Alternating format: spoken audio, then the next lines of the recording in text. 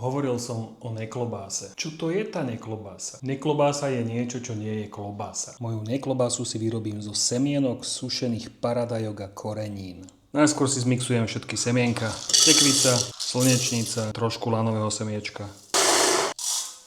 Teraz pomixujem sušené paradajky. Očistím si 3 stručky cesnaku. Tie si pretlačím, čierne mleté korenie, sol, špecialitka, údená paprika. Nesmie chýbať rastca. Masu musím poriadne premiešať. A toto je moja fejkovaná klobása. Nemá to tvar ako klobása. Ešte sa mi to nepodarilo spraviť, aby to malo tvar ako klobása. A nemám potrebu, aby to malo tvar ako klobása. Vlastne to ani moc nechutí ako klobása. Ja už ani neviem, ako chutí klobása. Ale toto je super. Na jednohúbky, do bagetky, na chlebík.